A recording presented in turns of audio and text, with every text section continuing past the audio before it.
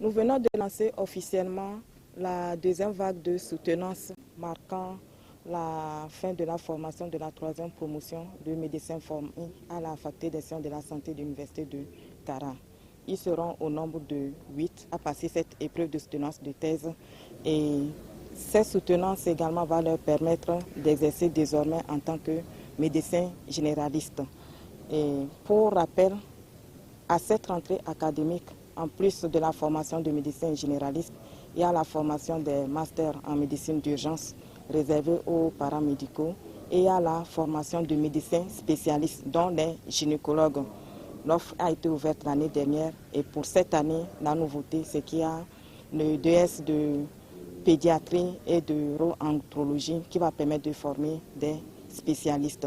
Donc, ce qui permet à la faculté de sciences de la santé de l'université de Kara de mettre à la disposition de notre système de santé des professionnels qualifiés en ressources humaines. Au-delà, cette soutenance de thèse, nous voudrions préciser que ce n'est pas la seule qui est faite à l'université de Kara. Donc, ce qui est en train d'être fait, Marc, sont des thèses d'exercice en médecine, mais à côté, il faut préciser qu'à l'université de Kara, il y a également des thèses de doctorat unique, encore appelées PhD, dont la formation est dispensée dans 2 écoles doctorales, une réservée aux lettres, arts, sciences économiques et de gestion, et une autre réservée aux sciences et technologies et sciences de la santé. Donc c'est ce qu'on appelle communément les PhD. Mais en dehors de cela, également, en rappel, il n'y a pas que les soutenances de thèses de doctorat qui sont faites à l'université de Kara, mais il y a également des soutenances de mémoire qui, elles, sont faites par des étudiants qui finissent leur parcours de formation en licence professionnelle, master de recherche et master professionnel. Donc c'est dit que c'est une symbolique pour confirmer l'engagement de notre institution à œuvrer pour mettre à la disposition de la nation togolaise des citoyens bien formés qui vont contribuer à sa construction.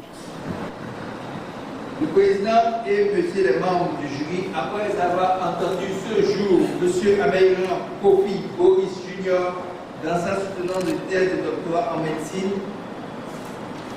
sur le sujet suivant: anxiété et douleur liée à la chirurgie de la cataracte au CHR Kara, étude transversale du 27 janvier au 27 avril 2025, déclare le candidat digne d'être promu au grade de docteur en médecine et décide de lui attribuer la mention très honorable.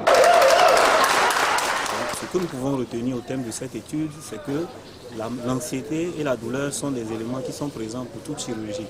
Particulièrement pour la chirurgie de la cataracte, l'anxiété, nous avons vu qu'au cours de notre étude, cette anxiété-là a été beaucoup plus présente chez les femmes et associée à cela aussi, cette anxiété aussi était responsable de beaucoup de complications en post-opératoire.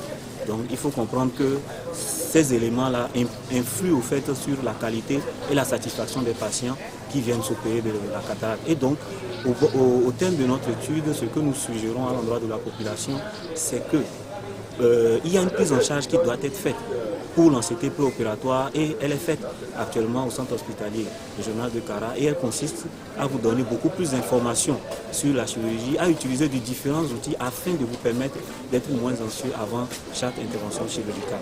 Au-delà de ça aussi, nous invitons la population à venir massivement consulter pour toute baisse de l'acuité visuelle car la cataracte est une maladie qui est d'évolution lente, qui atteint beaucoup plus les personnes âgées et aussi c'est une pathologie qui finit par être cécitante, pourtant elle est évitable. Donc nous prions la population à venir massivement consulter pour toute baisse d'acuité visuelle afin d'éviter les répercussions d'ordre de cécité, mais aussi sur le plan socio-économique. Je m'engage solennellement sur mon honneur et en toute liberté à garder scrupuleusement ces promesses. Je le jure. Le cancer aujourd'hui constitue un enjeu majeur de santé publique puisque dans le monde en 2020, on a eu environ 20 millions de cas avec plus de 9 millions de décès. Donc nous avons poussé la curiosité à savoir dans notre contexte En termes d'urologie, quelle est l'incidence, la prévalence de ces cancers dans notre contexte? Vu les résultats, nous pouvons en conclure que les cancers urologiques sont nettement fréquents, dominés par le cancer de la prostate.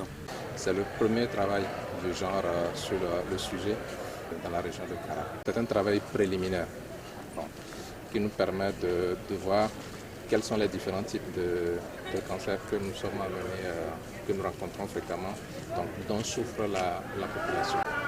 Quand on regarde, on pourrait être déçu en disant, bon, les gens qui sont venus, on ne les a pas guéris, mais bon, c'est un début. Il ne faut pas s'appesantir là-dessus, c'est qu'il faut rapidement mettre en œuvre des mesures pour corriger ça, et ça passe par la sensibilisation, ce que nous faisons régulièrement au cours des activités culturelles de sensibilisation que l'université mène.